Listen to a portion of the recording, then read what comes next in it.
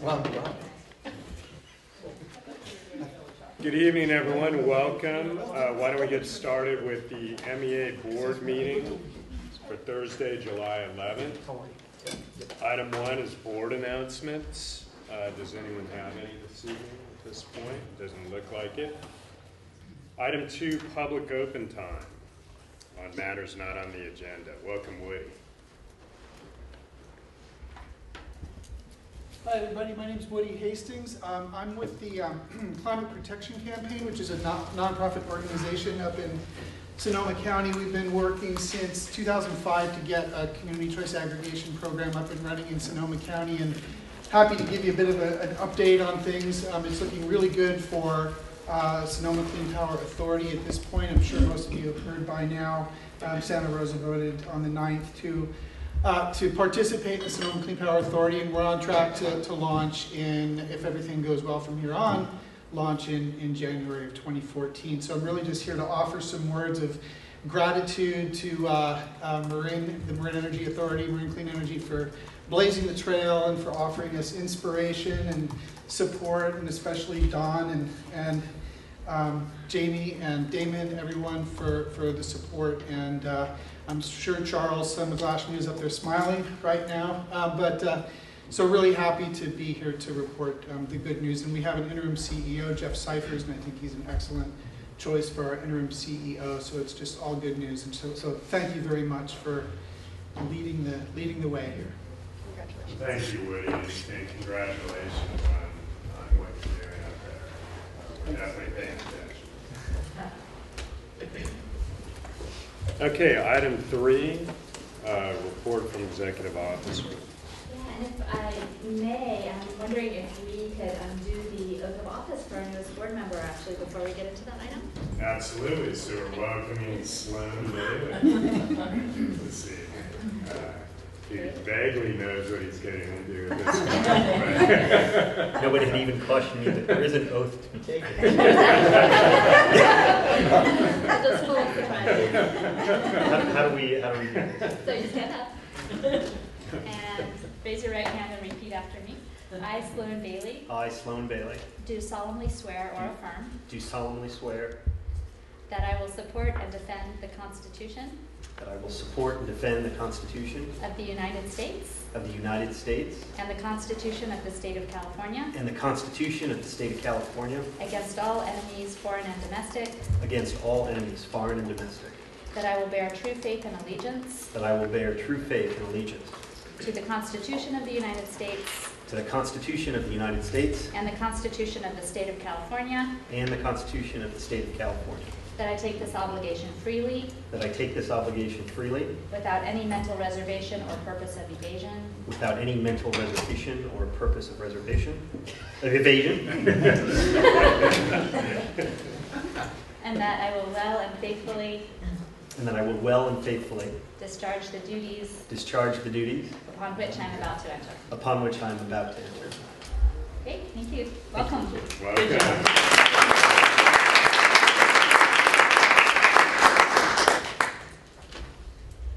Great, and I wonder if we want to move item 5 up before this item as well? Yeah, I think we had a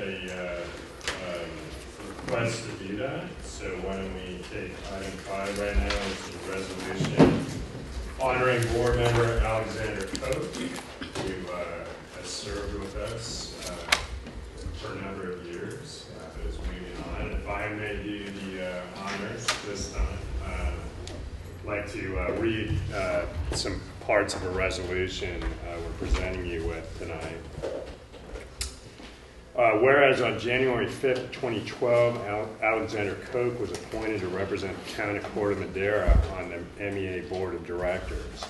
And whereas Director Koch is commended for her work with the town of Corte Madera as an advocate for pension reform and for her service as an alternate on the MCCMC Pension Committee. And whereas Director Koch's dedication and devotion to the Marin Energy Authority was exemplified through her commitment to the MEA's Board of Directors and participation on the Ad Hoc Contract Committee. And whereas Director Koch has always been a reliable team member and always offering a steadying presence on the board with her objective analysis of issues, and whereas Director Koch's board colleagues will sincerely miss her love for all things CCA, enthusiasm for all things fair and equitable, and thought-provoking questions, and whereas the MEA Board of Directors and staff sincerely thank Director Koch for her passion and commitment to the agency, its goals, and purpose. Now therefore be it resolved by the Board of Directors of the Marin Energy Authority that the MEA Board and staff do hereby extend to Alexandra Koch our sincere and grateful appreciation for her dedicated service to the MEA Board of Directors, our congratulations on her future endeavors, and our best wishes to her for continued success, happiness, and good health in the years to come. Thank you.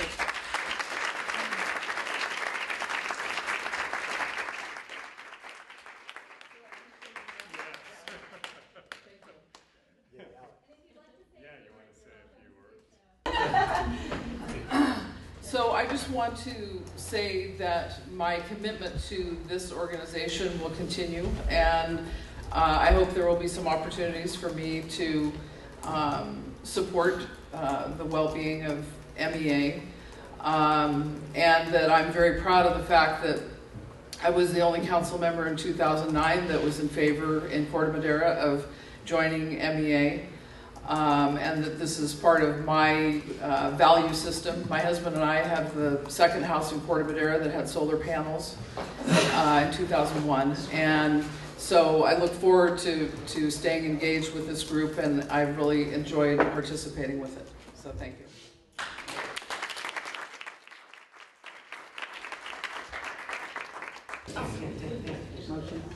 So I just have a couple of quick items this evening. I wanted to let folks know that our annual Beth has pointed out that we need to vote on the resolution. Okay. Can I have a motion? I'd move it. Second. Go ahead. Any discussion? All in favor? Aye. Yes. That matters unanimous. Okay.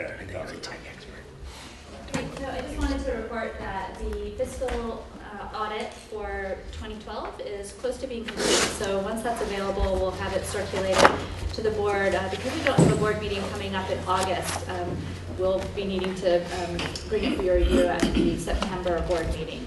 But just wanted you to know that it's close to finalization, and we're looking forward to having that come out soon. It'll also be posted on our website. The next item is, I just wanted to let you all know that PG&E is in the final stages of implementing a bill redesign. So if your bill starts looking a little different, or if you start getting questions from your constituents about the different look and feel of your bill, that's because PG&E has been working on a redesign for about a year and a half, and we've actually been collaborating with them on this effort. We'll be discussing the changes that you can expect to see at the upcoming XCOM meeting and TechCom meeting in August. So you'll be able to learn more at that point, but I just wanted to give folks a heads up that that's in the works. The next item I wanted to report on is just upcoming meetings. A reminder that we do not have a meeting in August, so folks can go on vacation if you're interested in doing that, and we will not be having a meeting the first week of August. We will, however, be holding our TechCom meeting as scheduled on August 12th, and I expect at this point we'll also be having an XCOM meeting as scheduled in August, but we'll let you know if that needs to change for any reason. That's a The second Wednesday. Yeah, it's always the third Wednesday. It's the 21st. 21st? Okay, very good, 21st. And then we have a board retreat scheduled for September 25th. We will be holding the usual board meeting the first Thursday of September. So just because we're having the retreat, just want to clarify that we do still have the board meeting. The retreat gives us an opportunity to kind of look at long-term vision and kind of recap on what's happened in the last year. So both of those meetings will be occurring in September.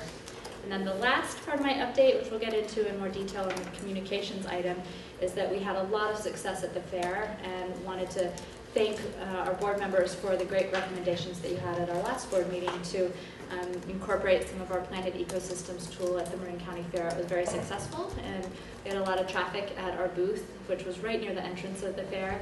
A few of you stopped by, which we thank you for, so we just wanted to let you know that was a big success. And that concludes my report. Great. Any questions for Dawn? Okay, thanks for the report. Moving to item 4, consent calendar. Assuming that everyone had a chance to review that. Any discussion? I'll move. Second. Okay, we have a motion and second. All in favor? Aye. Yes. Opposed? That not carried. Moving to item 6, 5 agreements with Calpine Energy Services LP for power supply. So Doug's going to be passing out some information from Calpine provided on their environmental stewardship, so if you have time to take a look at it, some background on their different company itself and different projects they've done over the years. So as a result of the open season process, Hang on, let me check this just a second. And I think we have almost enough copies for you all on the Calpine packet that's circulating, but we might need 1 or 2 of you to share. You just need your permission. I don't know if it's this one. That might be it. Or the wrong button.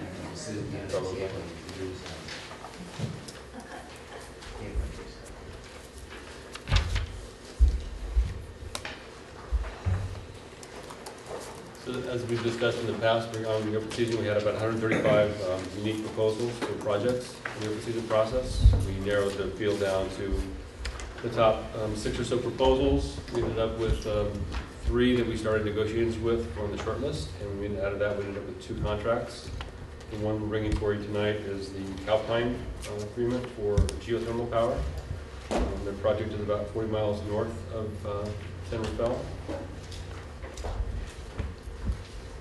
This is a very desirable base load geothermal plant, very close to us, provides capacity as well as the energy to us. Calpine has about 578 California employees and 300 employees at the geysers itself. Over the past 3 years, they've been developing 2 power plant projects in the greater Bay Area. They have a total of about 1,200 employees, union employees, that are under contract labor agreements. The project itself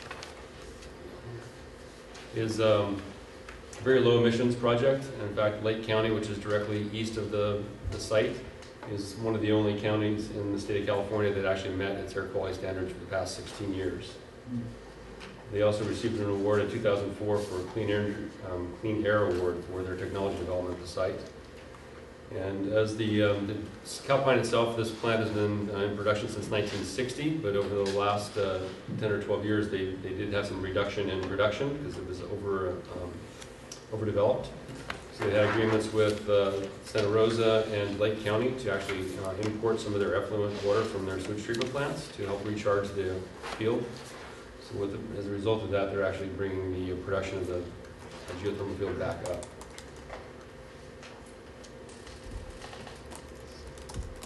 We're actually bringing forward tonight not our typical PPA contract, but what's called an Edison Electrical Institute contract.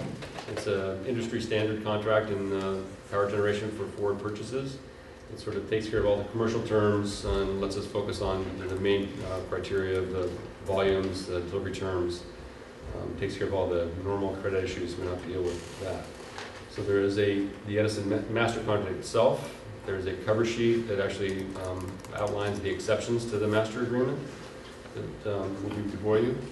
There are 2 confirmations for resource adequacy, short term for 2014 and the long term for 2015 through 2017? Yeah. 2017 through 2026, yes. And then there's a long-term renewable energy contract for 3 megawatts for 2014 and then 10 megawatts for the 2017 through 2026 timeframe. The 2014 contract will be about 26,000 megawatt hours, roughly equivalent to 20 megawatt solar project. So a 3 megawatt contract is giving us the generation that would be produced by a 20 megawatt solar project. And then the 2017 contract, we've got 87,000 megawatt hours. The chart back here kind of shows the resource balance after we incorporate the contracts we're considering. The sort of hashed section, geothermal proposed, represents the power from the geothermal plant. Just above that is the solar proposal that we're still in negotiations with in the short list. We'll hopefully be bringing that to you at the September board meeting. There's still a few issues we're trying to work out on that last part of that. The very top of the chart, you'll see an open position for rec-only portion of the open season that we have not yet filled. We had not very great response for the rec portions, so we're still negotiating with rec entities.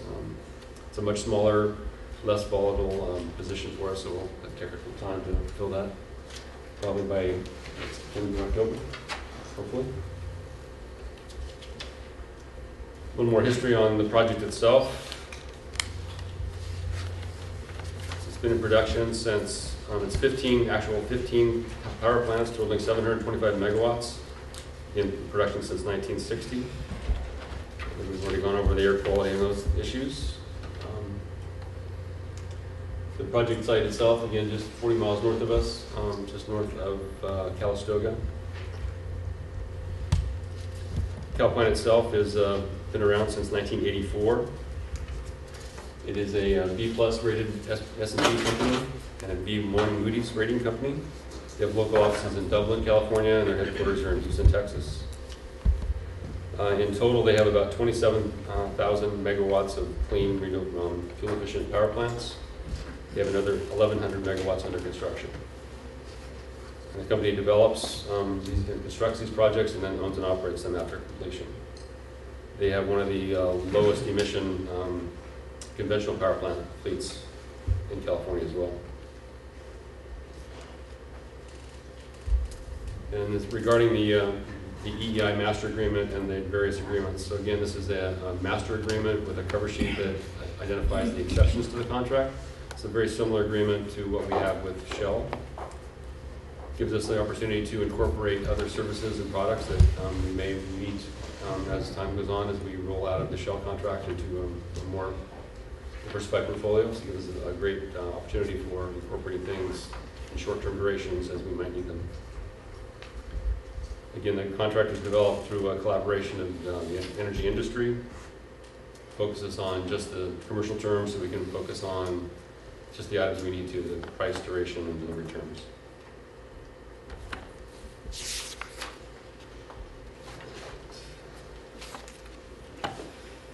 So staff recommendation is to approve the agreement and the 4 confirmations. And with that, I'll take any questions. And you should probably note this is also undergone review through the ad hoc. Yes. This is the ad hoc review. Contract committee has reviewed this twice, both during the negotiation and prior to shortlisting. They have endorsed the project. Yes. Questions, Director O'Donnell? Well, I served on the committee, but Greg, maybe you'd like to just reiterate a little bit that the pricing, John, that the pricing is a favorable situation moving forward as we view. Maybe just like to discuss that to some degree without going into the specifics. Basically, part of the screening process for the open season is price is 1 factor of 5. The Calpine contract did rank #1 in overall ranking for all the open season proposals, price being a significant component of that. This project does include capacity, so the capacity value kind of comes off the contract price, so again, it makes it very attractive. It is very competitive with what we've seen in the market as far as general market prices. Anything else you want to? Yeah, I mean, I think you could also say it'll be the lowest cost renewable PPA that we've done, or bucket 1 in-state renewables. So very competitive price, and also a high value product because we get capacity, which we need, has value, and it's a 24/7 delivery, so you can count on it. Yeah, it's just base load geothermal producing all the time. So unlike solar or wind, where you have intermittency issues that impose some operational costs.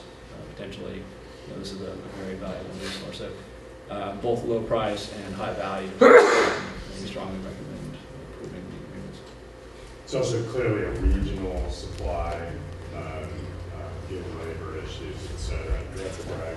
Yeah, I just was wondering, I saw there's a little line in the report about it replacing the scenic or part of the Shell contract as baseload power. So is that is that how it's going to fit into our portfolio? Yeah, well, so, as the longer term agreement, so there's two basic agreements here. There's one for 2014, and then there's one that picks up a 10-year term, 2017 through 2026. So that second one will replace deliveries that are going to be falling off from the Shell agreement that we have in place now.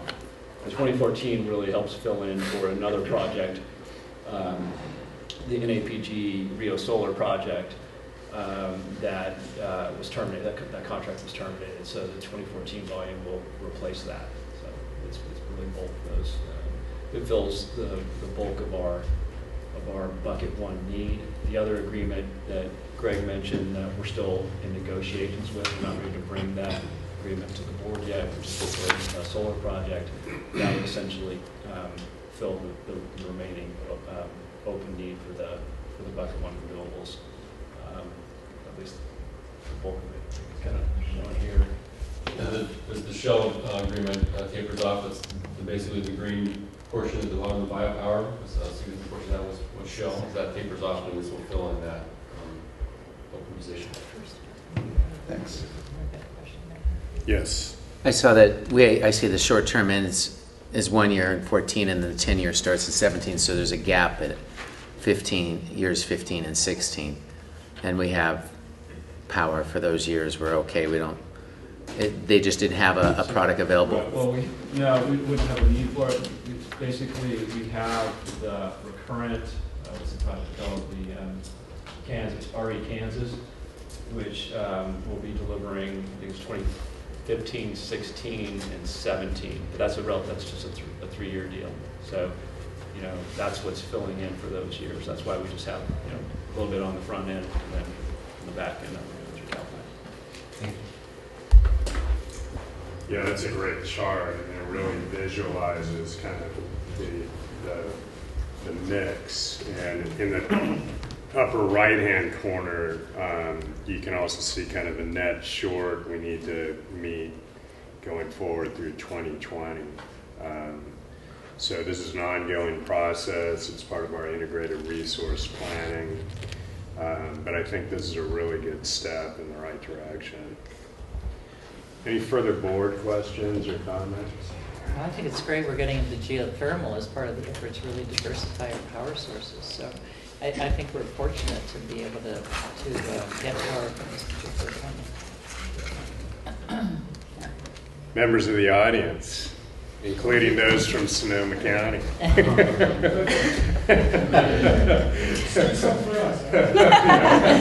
We're not going to brag at all.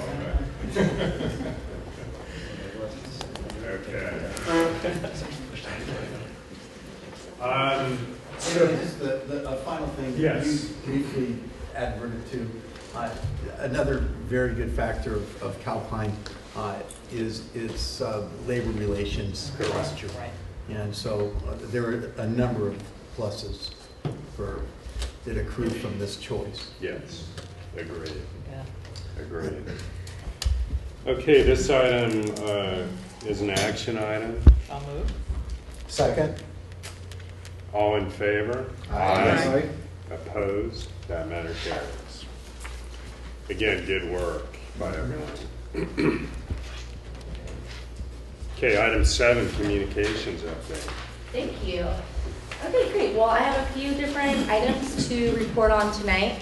And the first thing that I wanted to talk about is Green E energy marketing compliance. So some of you may remember that last year we got our Deep Green 100% renewable energy option certified by Green E Energy, which is a national nonprofit organization that independently certifies and verifies green energy programs, like our Deep Green program, to ensure for people who are purchasing it that it really is, we really are purchasing the renewable energy that we say we are. And as part of that requirement, Green E asks that we follow certain customer disclosure requirements and customer communications regulations that they have set aside for any organization who has a Green E energy certified pricing program. Palo Alto is an example of another organization that uses Green E to certify their power products. And so one of the requirements that Green E has is that we provide all of our customers with 2 different power product labels. So there is the prospective product content label, which would show the projected renewable energy content for Deep Green for the current year, so for 2013, as well as a historic product content label, which would show the sources for Deep Green for the previous year. We're also required to send all of our customers a standardized price, terms, and conditions of service. That's basically laid out in a Green E format where they ask that we provide specific information. So it's a little bit different than the standard terms and conditions that we send to our customers upon light green enrollment. So we mailed this out to all of our Deep Green customers at the end of June, and it was attached in your packet, but there was also at your desk today an envelope, a blank envelope because it wasn't addressed to you. And it's just to show you exactly what was mailed to customers. And we used it as an opportunity not only to thank people for choosing Deep Green and to meet the requirements as laid out by Green E, but also to let them know about our local renewable development fund and let them know about the local build out that we have planned because of 50% of the revenue from that program will be used for local projects, which is really exciting. We reminded people about the Sanderfeld Solar Project, and we also used it as an opportunity to let people know about our energy efficiency program. So depending on whether it was a residential or a commercial account, we included an insert that talked about the energy efficiency program, so either the single family, the multifamily, or the commercial program. And we also let people know that we were going to be at the Marin County Fair and that they could try our energy efficiency online tool there if they wanted to try it with some experts on hand.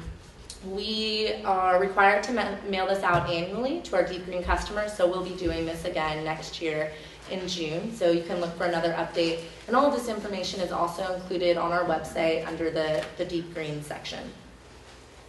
Any questions about that? Yeah, Jamie, I actually got this. Okay. So, great. Thanks for choosing Deep Green.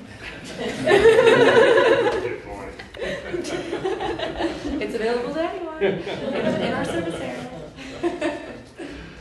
Okay. Are there any plans, and obviously the development fund is one way to incentivize Deep Green, but any kind of plans on the drawing board to really try to encourage enrollment in Deep Green? Yes, actually. So on your consent calendar today, you approved a new staff position for a community affairs coordinator. And that is to bring on someone who works for us right now as a Climate Corps, appointed from Climate Corps, and he will be brought on as a regular hire. He's been really focusing his efforts on the Richmond outreach and enrollment, and as things are ramping down on that, he's really excited about transitioning to spending his time to really promote the Deep Green program. And we've been working on plans to develop a package that would really incentivize commercial customers to go Deep Green so that we can come up with mutual ways of highlighting them on our website, connecting them with the local green business program that we're also supporting, and basically coming up with a nice package deal of, extra benefits for choosing Deep Green. I think also one of the things that's really great about Deep Green is that our prices are so competitive with PG&E. That's one of the things that we'll be talking about in just a moment, but we are we're working on getting all of that, and that's going to be something that we're shifting to in the late summer, early fall. So I'll be excited to update you all about what's happening there.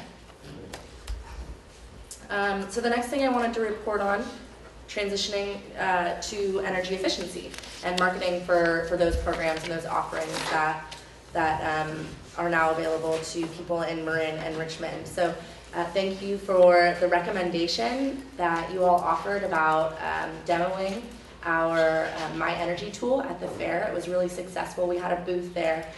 We sponsored the Make Your World Pavilion, which was really an activity-based center for people to try things related to sustainability and going green. We had a big flat screen monitor that had the My Energy tool displayed on it, as well as a laptop available for people who wanted to try and sit down and work through it at the event. We also had a representative from Planet Ecosystems who basically designed and built that tool for us. And they were with us the whole time at the fair, and I think that was really valuable to have someone who was an expert in that tool to give people extra assistance. So when we were at the fair, we focused, of course, on deep green, but also on energy efficiency.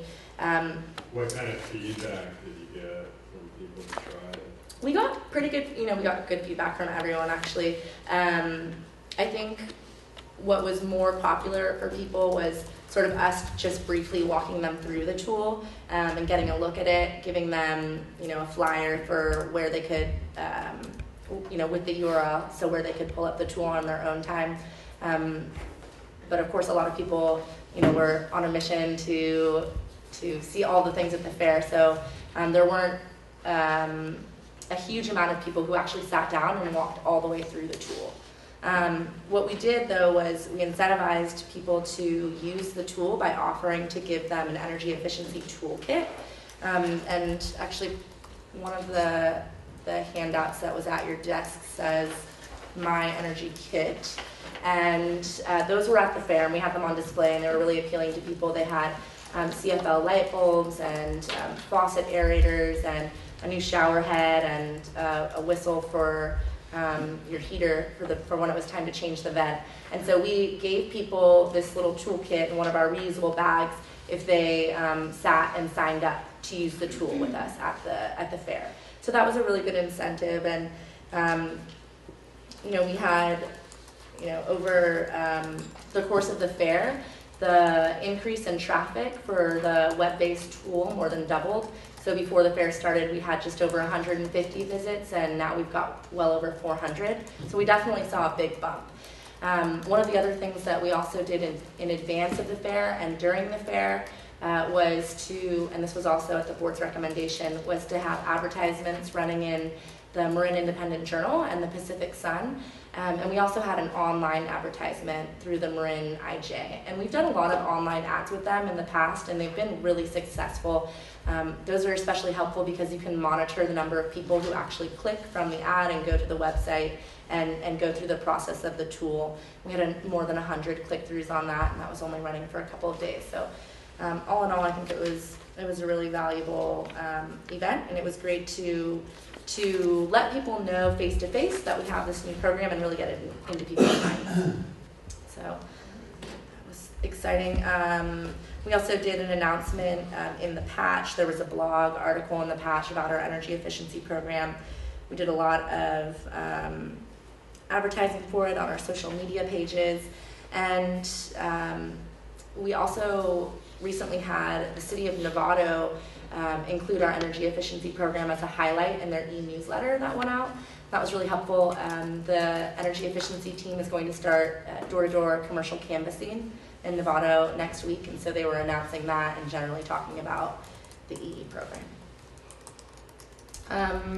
There were, so in addition to the My Energy Kit that you saw, which was given to anyone who received one of these kits, we also have an additional insert that talks about the energy efficiency program, just brief information about the small commercial multifamily on-bill repayment and single family. And if you remember our brochures, which have the little slot for the insert where we included rate cards, all of our brochures also now include the rate card about energy efficiency. So that's another good way to distribute that information. That's all on energy efficiency right now before I move on. Any questions? let's keep up that momentum.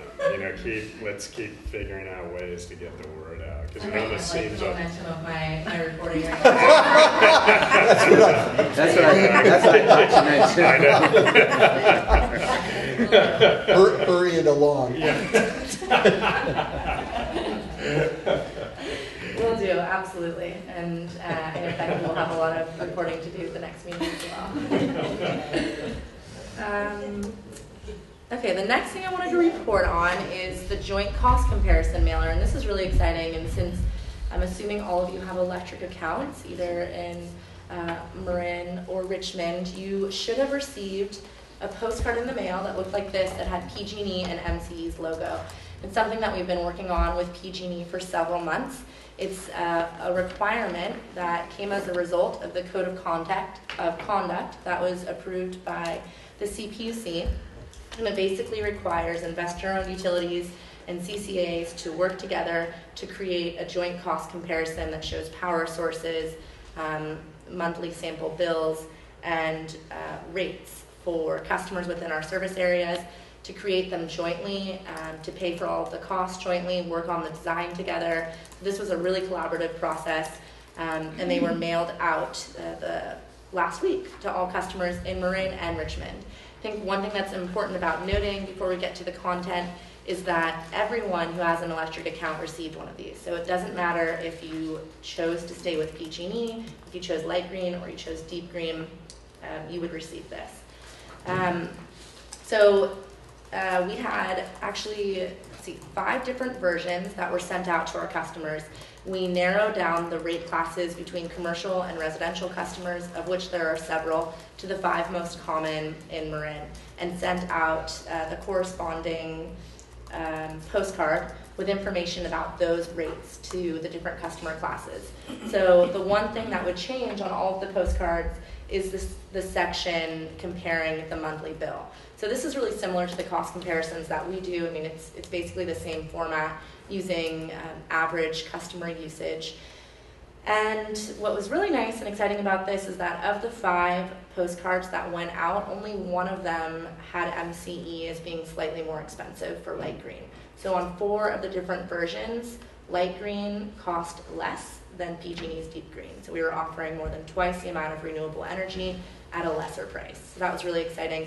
And for the one that did cost a little bit more, it's less than $1 more per month. So people are really getting, the value for their buck, which is exciting.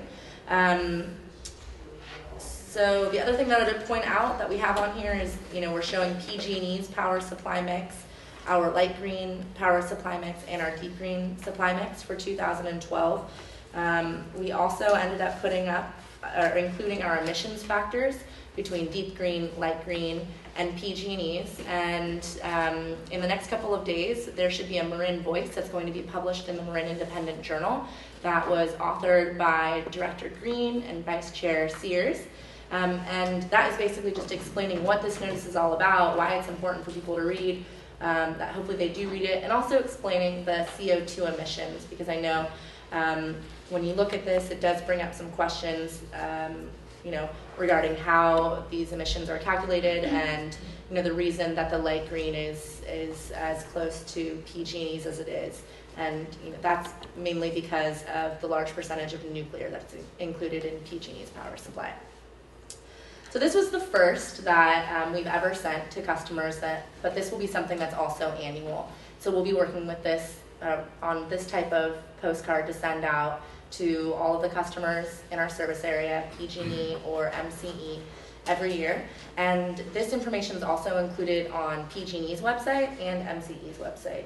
So the last thing I'd say about this is that I think it's really helpful to have something that has both of our logos on it for anyone who might not be trusting of PG&E or MCE.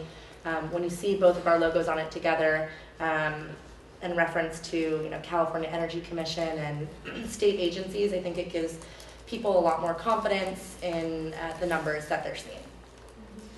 And the fact that we're publishing the same numbers on both of our websites is good for that consistency. Any questions about that? Okay. The very last thing in my staff report is just a short review, and it's what Dawn mentioned earlier about the revised PG&E bill. I'm not going to get into detail about this because it's going to be reviewed at the July 17th Executive Committee meeting and the August 12th Technical Committee meeting. But in August, if things go according to PG&E's current schedule, your utility bill will look a little bit differently than it does now, actually a lot differently, and if I may say so, a lot better. It's going to be a larger bill, larger font. There will be some graphics that show your current usage versus your historic usage. There are definitely some positive changes that relate to MCE charges and MCE customers. One that I would say right off the bat is that the phone number listed for PG&E on an MCE customer's bill will be for the dedicated CCA line that PG&E offers. And I think it's a really good step in the right direction to providing better customer service and making sure that whoever our customers talk to, they are familiar with our program and CCAs and how they work. So you can look forward to seeing that in August, and if you'd like to know more about that, we invite you to come to the executive or technical committee meetings. Great, thanks, Jamie. Any questions for Jamie? Sure. First of all, I thought this mailer was terrific. Yeah. I mean, absolutely terrific Yeah. when I got it in the mail. And what I started thinking when I got it is, I wonder if the agency can use this, or a form of this, and reach out to the roughly 20% of people in our district, current district, that opted out. And when they sort of see this, the statistics and the fact that it's on both to the two logos, as you mentioned, I think it's a way of really garnering more customers within our own base. Because there was a lot of skepticism when MEA started, and I think this sort of puts to rest much of that skepticism. So I was wondering what ideas you might have towards reaching out towards that group that had opted out. Yes, I think that's an excellent point. We have several hundred of these in our office of extra versions from each of the different rate classes that we printed up to use just for that reason, and also for general communications when someone comes into our office and they have questions about their bill. We want to be able to hand them this, or at different community events. But this is an excellent tool for just that purpose. One of the things that the public affairs team is working on, especially the account managers, is reaching out to those customers who have opted out and who are eligible to return.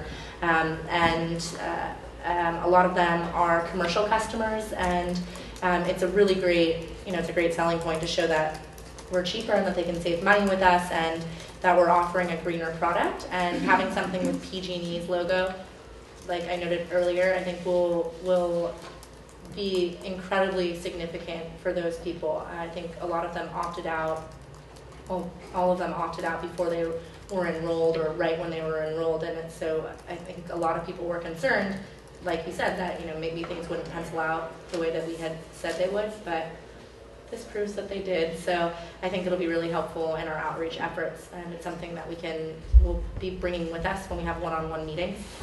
One of the things that we do is we run cost comparisons for those customers, and when we reach out to them, in the initial contact, we can say, we've done a cost comparison for you. We found that you saved money, and including this as part of that will be really helpful.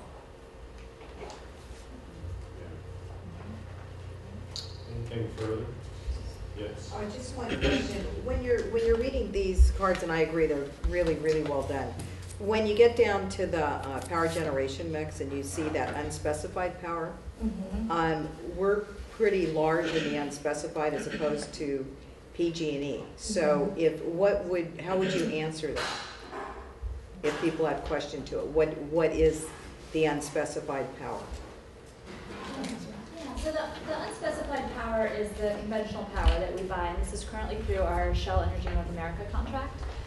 We are looking at some opportunities to replace a portion of that over time with some specified contracts for power, but that would mean adding some non-renewable supply to our portfolio of contracts.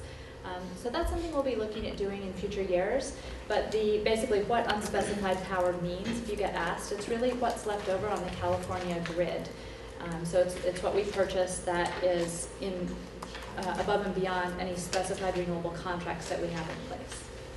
Thank you. And Don, does that mean we don't know what it is, and that's why we can't tell what really the components of the 40% is, because we don't know and it changes day to day? Yeah, no, that's a great question. We do know what it is, but not until many years later. So there is a lot of information on the mix. We do know what the mix was in 2008, so they do have a delay in getting that information out and reported, but we do have information we can point to. It's just not very current. Does that power itself have renewable? It does. It's a very small sliver, but it does have some renewable power, some solar, some wind, etc. Probably primarily natural gas. It has a lot of natural gas. It has some coal, but a bit of nuclear and hydro, of course. Further questions? All right, well, thanks, Jamie. Members of the public as well, anything? No. Item 8, regulatory update. Beth. Great. Well, I am very pleased to be in front of you all today. There has been a lot of excitement on the regulatory front, as a lot of you are aware, and so this update is actually... By the way, we count on that. I know, but it's particularly exciting this time. And for our newest board members, this is the dessert of the entire board meeting. Before 8 o'clock at night. I know. Well, guess what? It's going to be a little bit longer than usual, so don't get your hopes up I will try to go through this as quickly as possible. But there have been a lot of important happenings. So these are the 5 items that we're going to be touching on. Petition for rulemaking, CCA marketing done by PG&E, cap and trade, flexible capacity, and energy storage. They're all big topics. So as you all remember, we had our petition for rulemaking. We really took the lead on this. We had 14 co-petitioners along with us. We had 40 supportive entities, and it was a broad range of folks in the energy community, folks who are interested in renewable energy. And in that request, this was a request to the California Public Utilities Commission asking that they take action. And there are a couple of things that we asked them to take action on. One is that they reform exit fees, how stranded costs are calculated, and non-bypassable charges. These are core customer issues, what our customers pay, that aren't services that we provide. Another thing that we have discussed at length here is the cost allocation principles and cross-subsidization principles. As you know, we only provide generation services. PG&E provides generation services, but also transmission and distribution. So there's an incentive to put costs that may be more appropriately placed into generation into PG&E's transmission and distribution so that everybody, including our customers, pay for those costs. And the last item is just that there's definitely a need for there to be greater transparency on, how these costs are allocated, and just greater transparency generally to see where we need to be involved. So there's been a bump in the road, and that is the proposed decision that has come out from the assigned commissioner's office. This would deny our petition in its entirety. So don't get discouraged. I'm not discouraged. So the proposed decision, without any legal or factual analysis, has concluded that cost allocation and exit fee calculation determinations are not only reasonable, they are consistent with state law. We disagree. So we have been working closely with many of the commission's offices. We have spoken with the governor's office, and what our goal is to segment out the components of our petition so that they can be addressed in, for example, exit fees, and then separately increasing in transparency and segmenting it out instead of having one large proceeding to find a home for each of these issues.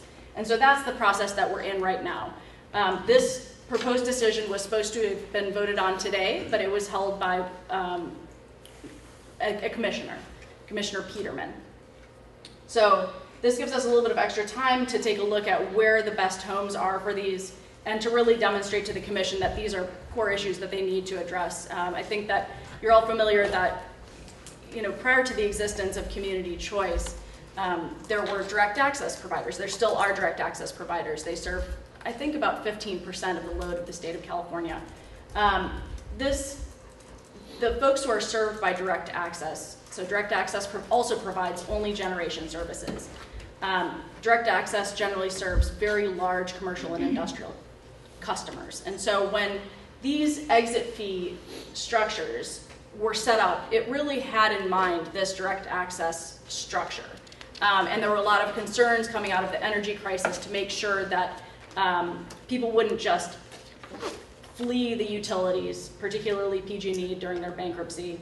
But that has been more than a decade, and now is the time for reform. Our customers are paying for costs that really just aren't fair and equitable at this time. We're still cost competitive, and in fact, we're beating PG&E on cost, as Jamie noted, in almost every case. But that's what we're working on. So some of the questions that remain unanswered by the commission are these exit fees fair and equitable? So let's just take a look at what is in there. Does this comply with law? It appears that at this point in time that is probably not the case. There's also a lot of commission discretion to improve on their policies that they currently have in place. Right now, there are no incentives for the investor-owned utilities to minimize stranded costs. So this is getting a little bit into the weeds, but the stranded costs are the ones that our customers pay for in their exit fees. But there's ways to reduce those and to ensure that the utilities are procuring in a reasonable way to not pass along so many of those costs. We also have to make sure that projected CCA load departures are reflected in IOU procurement, so that's another way to reduce stranded costs. And there has to be an end date for exit fees.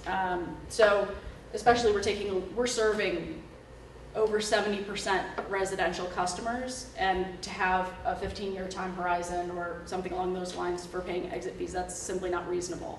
So how do we address that? Yes? Can you explain the third bullet point for?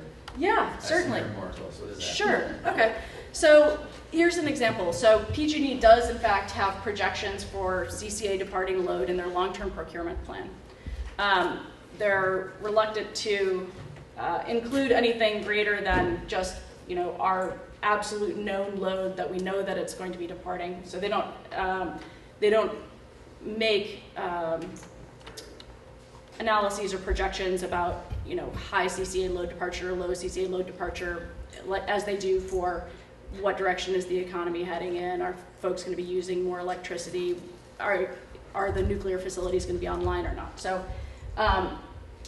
So essentially what happens is, even if you have CCAs in that long-term procurement plan, say the next year, PG&E enters into a contract. They enter into a contract, 1 year later, the expected CCA customers leave. PG&E considers those costs that they knew the CCA customers were going to leave, they considers those costs that they entered into before the customers left stranded. So they're not really stranded, but they're deemed to be stranded. So is there a way to basically extend the PCIA forever? Is that the idea? Forever? Or for a long No, but for a long period of time, yes. Okay. And so that's a core issue that we need to address. And then getting back to the other component is cost allocation issues. This really is, the burden should be on the investor-owned utilities to demonstrate that the cost allocation that they're recommending, if they want to have costs allocated to the distribution rate, they need to demonstrate, they need to show that those are properly in that functionalization. So if our customers are paying for it, they should be benefiting from it. And this leads into the second component of that, which is we need to make sure that we're not being double charged, that our customers are not paying twice for services or paying for services that we could provide instead of PG&E. So this has been a very Significant undertaking for our agency. We've really taken the lead. And just the takeaway, which usually I don't do pictures, but sunlight is the best disinfectant. I really strongly, the idea here is not to pound our fists and say, this is absolutely unfair, everything's needs changing. What we're asking right now is we're telling the commission that we need them to take a look at the fairness of it. This petition isn't going to solve right now these exit fee issues. All it is it's asking for commission action. So that's what we're looking for. We want them to look under the hood and make sure that these are fair. Yes? So you said their tentative ruling or proposed decision is negative. Assuming that is the final decision, what procedurally is the next step if we don't want to go with the CPUC's decision at that point? What can you do? Yeah, I think I'd first start on with the initial steps prior to the vote on the decision. We can get alternate decisions from other offices that might be more favorable. We can also work with the assigned commissioner's offices to get revisions to the current proposed decision. If the proposed decision is voted out in its current form, there are actually a lot of different venues available to us. One is an application for rehearing that the decision violates law. There's also petitions for modification that findings of fact are incorrect. Also, there's a whole host of existing proceedings. Part of this proposed decision recommends that we fight the fight in a lot of different proceedings. And if that is what the commission would like us to do, we're happy to fight a lot of fights and request that past decisions be changed in a lot of different proceedings. Yes. Okay, I understand the procedural aspect, but has you taken, or has the agency taken the job of actually looking into the hood itself at these exit fees, and have you specifically determined, do you have specifics to show that they are in fact being double charged and whatnot? Yeah, I think that the most urgent component is exit fees, and you hardly even have to look under the hood to see that the costs that are being passed through are not reasonable for our customers. In essence, every contract that the utility enters into, they're considered stranded. But those costs have to be actually stranded. There has to be a reasonable determination that, in fact, the investor and utilities can't do anything with that power. So, for example, the remaining customers, there continues to be bundled load growth, so they're using that energy for that bundled load growth. So, are those actually stranded? No. And when you're talking about known quantity of customers departing for CCA, again, once you can have reasonable projections about departing CCA load, that it doesn't seem reasonable that those are actually stranded. So costs that aren't actually stranded are. Are there other opinions that would back up what you're saying? Expert opinions? Yeah, actually, there's a long history of this issue, and we actually have a foremost expert in the room here, in John DeLacy, who actually lived through the earliest permutations of these exit fees coming out of the energy crisis. Coming out of the energy crisis, obviously there was a lot of concern about the volatility in the market, folks just, everybody dropping and leaving the investor and utilities to go to direct access. And so they're highly protective policies. These exit fee issues have been raised by a lot of folks in the energy industry, whether it's municipal departing load, whether it's direct access, even sort of customer departing load that are building facilities on site. This has been a continuing issue. So for over a decade, this has been a fight. But in 2011, there was new legislation that specifically related to CCA, and this is SB 790. And what that legislation really drives home is that these costs need to be fair and equitable. And so that's a change of law that's important to note. And the second component is just change circumstances and facts. I mean, we now have a CCA up and running, and you have to take a look. Are these policies that were really tailored for a different time and place and set of customers appropriate for our customers. And that's a big ask. What we're asking for is not small. This is a structural reform to the energy market in California that has to date not yet been successful, but I'm optimistic. Yes, or sure. Of course I'm not gonna wait for Ford, I'm gonna go first. Just kidding. No, you're not. What's the metrics, Beth? What are we talking about? You know, where you say it's structural reform. What's so the average customer and for a residential customer here for light green is $103.17. Yep. So call it $100 just for sake of discussion. So what's your analysis of how much money we're talking about that's getting double dipped or is unfair, Yeah. not structural? Is So it I think that the 1%, 5%, 10%? I think that the most significant component of this is the line that says in your energy choice, this sheet, there's a line that says PCIA, power charge indifference adjustment. These are the exit fees of those stranded costs, those above market costs of power. So the numbers that you see here are this year's PCIA. Next year they're doubling, or they're proposed to double.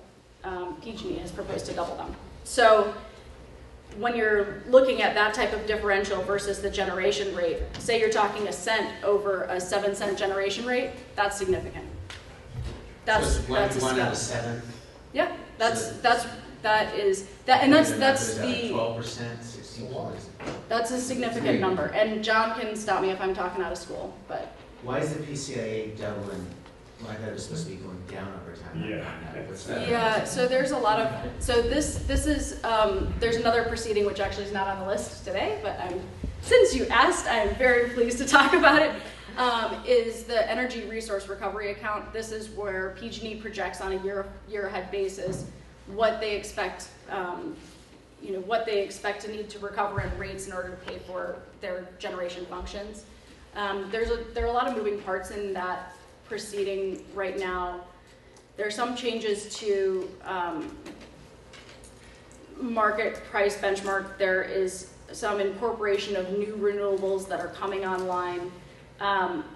It's sort of the beginning of that proceeding, so that hasn't gotten underway. We have done some data requests to PG&E on that to sort of get to the heart of what that is, but I think that just the sheer volatility of it is demonstrating some significant flaws and in how the exit fees are implemented for our customers. That's a lot of volatility. I don't know if John, you want to touch on PCIA or on other components? I mean, just very briefly. I mean, that's one of the issues. I mean, there's two ways to look at this exit fee. One is you're in the weeds. You're kind of working within the current framework, and there's some tweaks that you can make. We've been successful in the past in tweaking the market price benchmark, which is a big input, and we've been able to cut the exit fees by about 50% through our efforts a couple of years ago. But then what we're, I think, asking is really to kind of take a step back and look at this framework and say, is it really reasonable to have a charge to our customers that can double, from this year to next year, and that has no ending? It is just unpredictable. That doesn't strike us as reasonable. So, that's kind of the perspective we're trying to get the commission to take on, and they're reluctant apparently to do that. I think that's probably natural because we're challenging the status quo. To address your specific question, why the PCIA is increasing or proposed to increase next year, what PG&E is saying in their testimony, it's not just PCIA, it's also their generation rate's going way up. They're increasing their generation rate by $1 billion, or like about 15%. And what they're saying is that is primarily the result of renewable contracts that are coming online. These would be contracts that were signed a few years back. So when MEA's customers were actually PG&E customers, that's why our customers are going to be still on the hook for these costs. But they're just coming online now. They're just showing up in PG&E's rate structure in 2014. So their generation rate's going up, which from our perspective, from a competitor perspective, is a good thing. We're going to look better. But then the PCIA also goes up, so that takes some of that back. It doesn't take all of it back, but it takes some of it back. Director Green. Right. I want to encourage your efforts. I think it's really true what John just referenced. A primary difficulty here is that we are going against the status quo. And the status quo's got two really big components. One of them is PG&E, and the other is the PUC. And what I understand you to be asking the PUC to do is simply take into account the reality of the CCA legislation on one hand, MCE being such an entity on the other, and seeking fair treatment and not being mistreated by having PG&E jack up rates that are going to have an anti-competitive effect on our ability to compete without any sort of rational basis. Since all of that, I think, is true, it's completely reasonable to expect to be shut down at the outset. In litigation, that's the way it is most of the time. Something that's cutting edge, something that's at the vanguard, something that is essentially revolutionary, always gets a big no at the outset.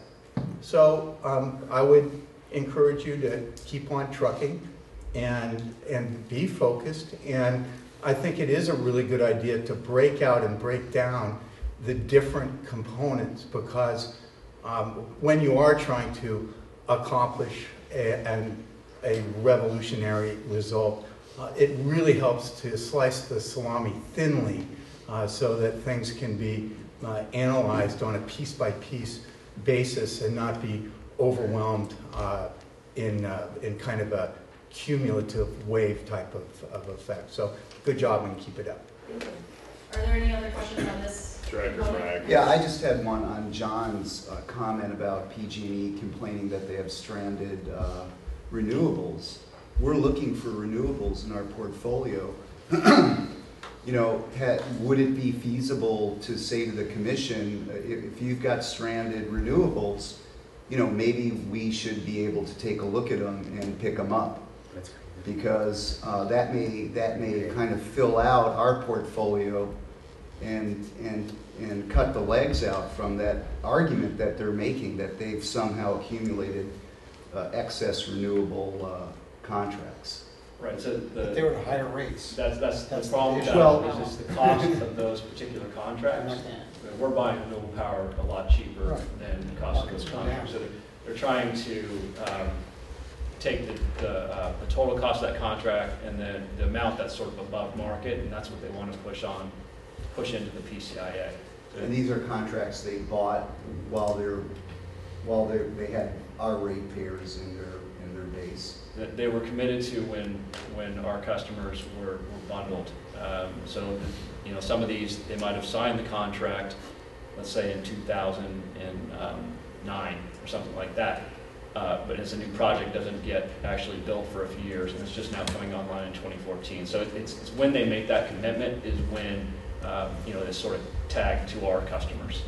So that's what's happening with some of these contracts.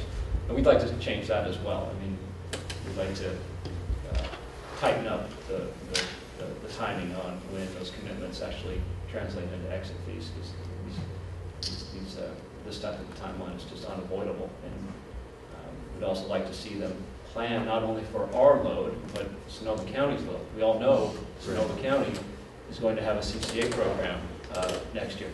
According to PG&E's planners, it doesn't exist, right? So again, they're not attempting to minimize stranded costs. They have no incentive to do that. And those are the Right, types so of we're things. subsidizing their bad business judgment effectively. That's correct. And also, I mean, if you're taking a look at these renewable contracts, they have to make it up to 33% renewable. So, I mean, frankly, they're going to need the electricity that they contracted for. Director Bragg. I have a couple of points. Yes. One, I think I love Larry's idea. I think that's great. You know, if you rent commercial space, now you don't need it, you just sublet it, and sometimes you don't get all the, you know, you're going to have to take a loss on it. Instead of PG&E just socking it to us for the full amount of the stranded costs, they sell it to us at whatever market is now, even though it was higher then. And I mean, I just think it's a good way for them to cut their losses a little bit while we continue the PCIe fight, and the stranded cost is absorbed. I think it's a really good idea. The other thing I wanted to say is the takeaway I'm getting, Beth, is it's, I can't do my math, whatever 1 out of 7 is 13 or 14%. That's like a serious number that's effectively being subsidized, and I don't know if that's something we want to be considered from a marketing standpoint.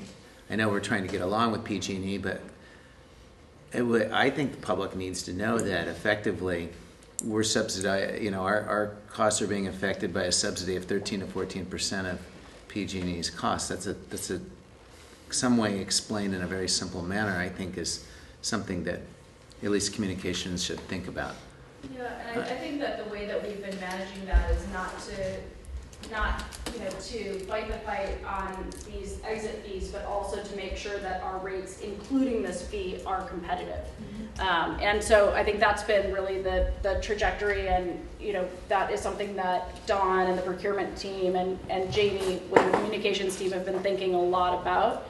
And so these types of fights, I don't know that people are going to want to read about it in the newspaper. I just don't know.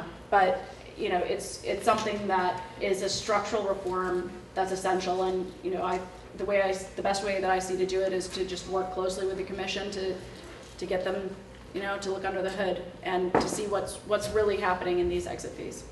Where do things stand with PG&E right now? They stand. So, we're going to be working with his office. He is the assigned commissioner on this. We're going to be working with his office and. Is there any sense that there could be some movement? I am an optimist.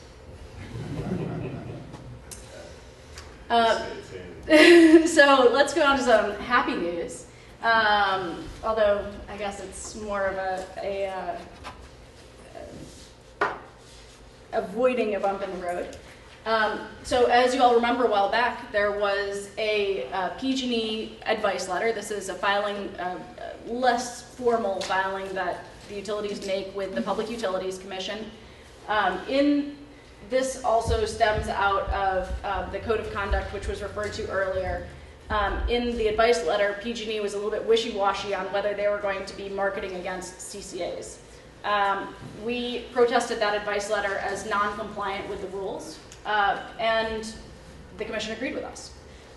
So they determined that this advice letter was non-compliant. What does this mean? So what this means is that if PG&E wants to market against CCAs, it has to form an independent marketing division. And they hadn't yet formed one. Second, they have to submit another new advice letter, which means that there's an opportunity for stakeholder review. That means that we can provide comments. Sonoma will be able to provide comments. We'll be able to look to see if their compliance plan, conforms to the rules and is reasonable. And it's required to be approved by the commission. So there would be notice of any marketing by PG&E against CCAs. And the reason why this is important is when you remember about PG&E's original marketing efforts against us, which really directly resulted in this code of conduct. Their bad behavior and lack of truthfulness in their marketing really ruffled some feathers at the commission, and that resulted in this code of conduct. So now there are more rules that are coming into place for what they can and can't do, what types of communications they can and can't make with communities that are pursuing CCA. So this doesn't necessarily impact us as much as it impacts future CCA communities and sort of those barriers to entry that were thrown up in our path as we launched. So this is great news. Another item I just wanted to touch on briefly is cap and trade.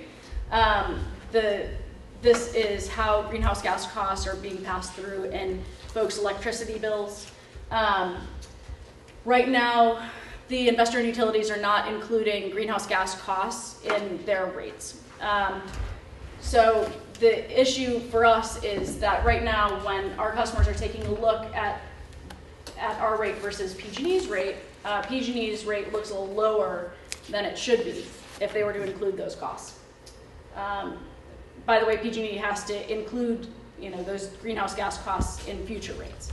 So right now it's hard for our customers to really get an apples to apples comparison of what the scale of this is. And this is particularly important for our Richmond enrollments. They should be getting a true cost in their electricity bill, so they know when they're looking at cost factors, when they're making their choices, they can make an informed decision. Beth, can you explain greenhouse gas costs? Sure. So what's the deal? Yeah. Do you get, someone charges you because you have X tons of greenhouse gases? Yeah, so oh boy, cap and trade. Let's, I wish I had another set of, well, here's the basics. Summary. Yes, I will try. The idea with cap and trade is that you're only allowed to emit a certain amount of greenhouse gases, and that ratchets down over time. So in the beginning, there are sort of allowances, and then eventually you run out of allowances and you sort of have to pay for those GHG costs. The way that the system is run right now is CARB has held some auctions and there's some free allowances. So the CPUC is holding on to the revenues from those auctions to return those funds to ratepayers. And there are, different pass-through mechanisms for different types of customers for returning it to rates. So there's sort of the GHG cost and there's a GHG revenue. And over time, that GHG revenue is gonna taper off and you're gonna be left with greenhouse gas costs, sort of a cost of carbon. So that is where this cost of greenhouse gas comes into play. What the Commission wants to do is it wants to hold off on including greenhouse gas costs and rates until they figure out the methodology for also returning the revenues. But that process has been very long and it's been very complicated. And so right now these sort of GHG costs are building up in basically an account that PG&E holds. So they're just waiting to pass those costs back to their generation customers. Our costs are already including those GHG costs, which are actually pretty low considering our portfolio mix. Our GHG costs aren't broken out in that way because it's incorporated into our contracts. So essentially what we're saying is that we want the full cost of power to be included in rates, and we want the revenues to be passed back to customers. So really, Commission, let's get a move on getting that cash back to customers and making the playing field level again so that everybody is reflecting their greenhouse gas costs in their rates. So PG&E is going to continue to exclude GHG costs and rates until 2014. So right now their rate is slightly artificially low, but even though our request was denied, one thing that the Commission did agree to do was require PG&E to disclose what their GHG costs are that are not included in rates at this time. So I think it's around 120 million, something along those lines for this year. It says so in this mailer. And it says in that mailer. So that, I was just touching on that, so I didn't really want to get into it. We can have an in-depth, I know that Director Rivkin would like to have a full conversation on cap and trade, and you will be lucky enough to have another one of those in the future. Why don't we do that? I promise. Offline? Yes, happy to. As all the board members know, I am available to talk regulatory anytime you'd like. It's one of my favorite things. So, the next item that we're going to talk about is flexible capacity. This is more an informational item. It's not going to be immediately impacting us, but this is something that's a lot of changes happening in the regulatory space on this, and so it's important to know what this new product that we're going to have to procure is. Flexible capacity means facilities that can come online quickly to bring power to the grid, so in a short period of time.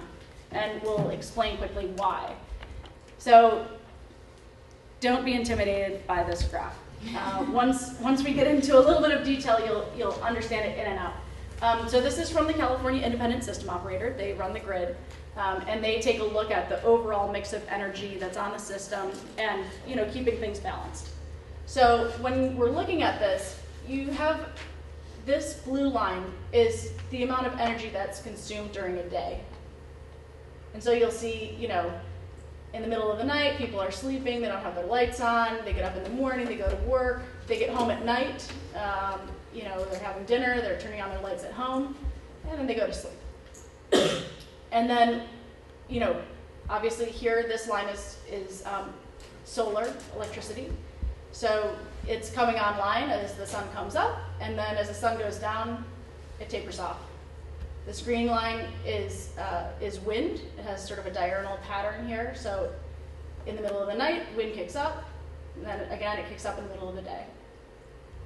So after you take the load and you subtract out these renewable resources, and you end up with this net load line.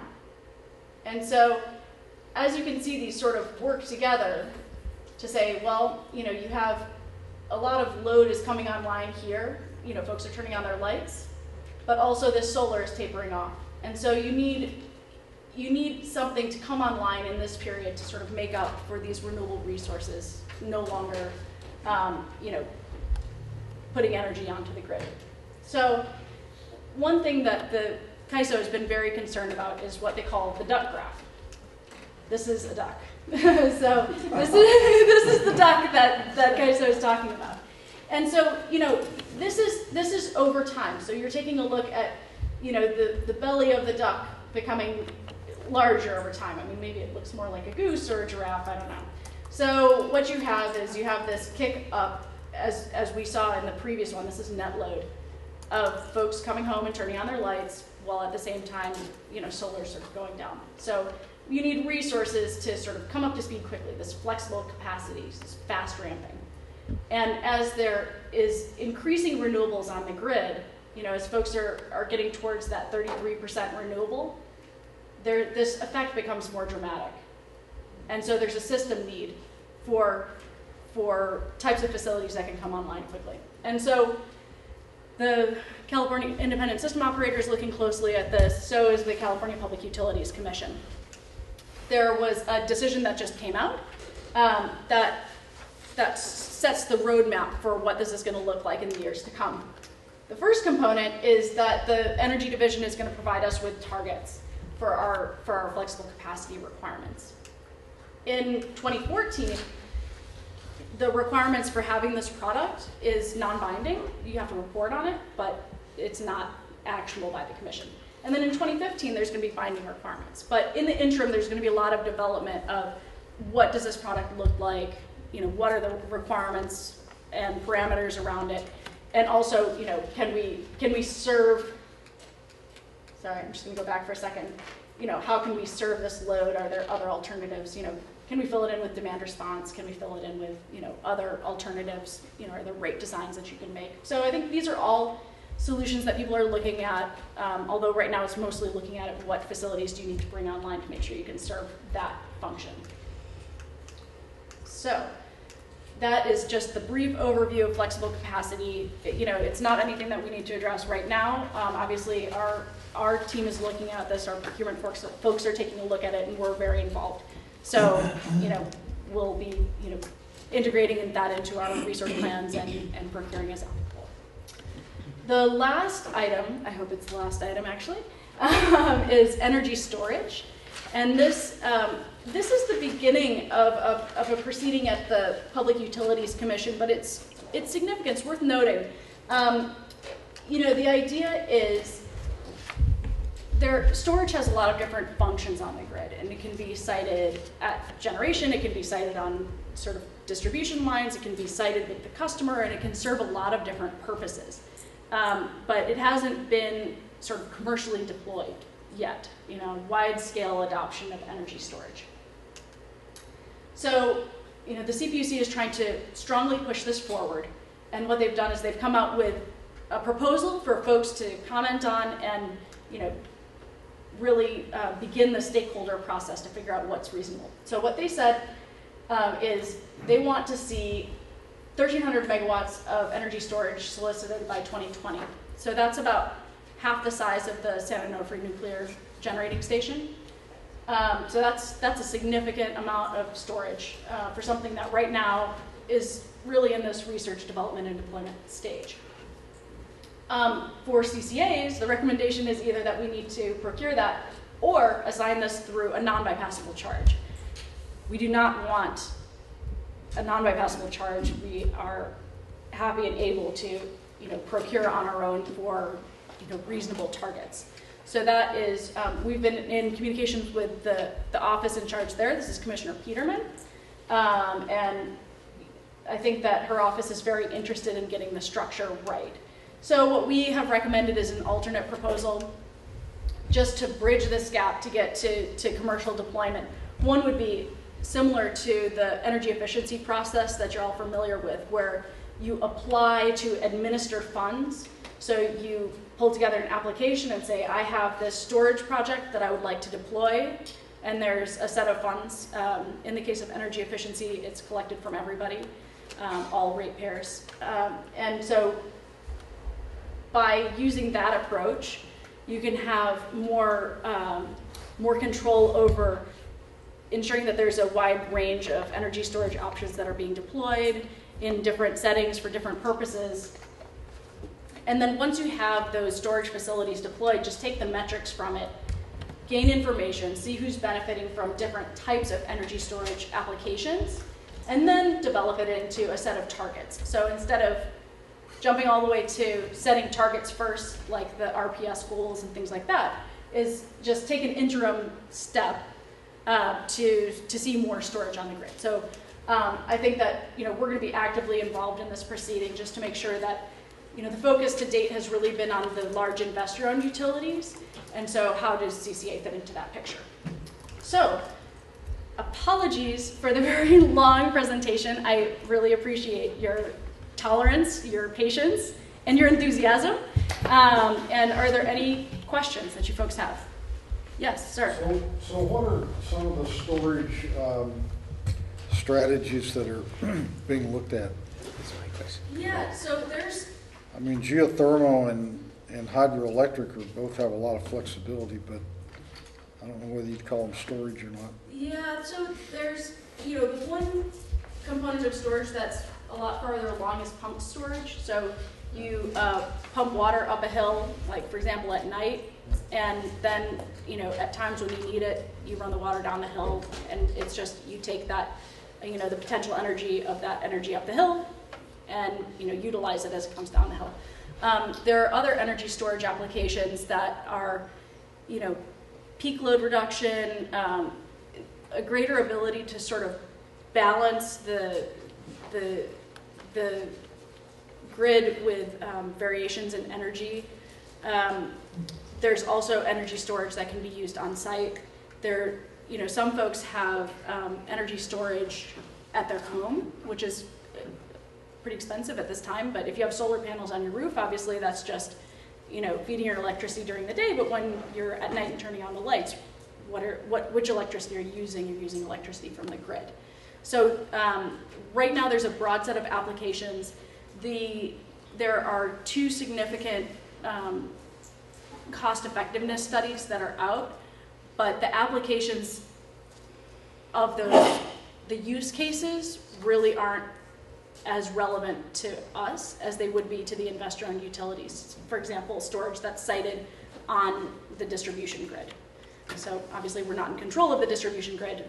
So how do we make sure that targets, once they're set up, whenever that might be, are appropriate for one, load-serving entities like us, folks who provide generation services, and two, for investor-owned utilities or folks who are serving sort of the transmission or distribution grid.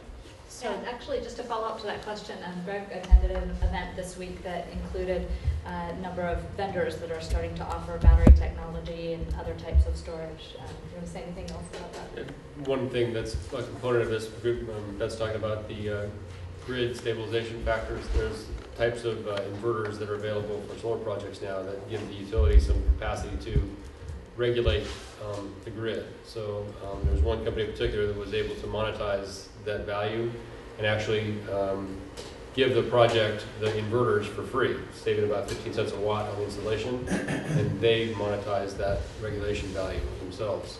So even though there's not a tariff in place yet, there are companies that are trying to think of ways to build a business case for these things. So that's one thing we'll be looking at. Yeah, so there's going to be a lot of movement. The timeline that's set forth by the Commissioner's Office is very aggressive.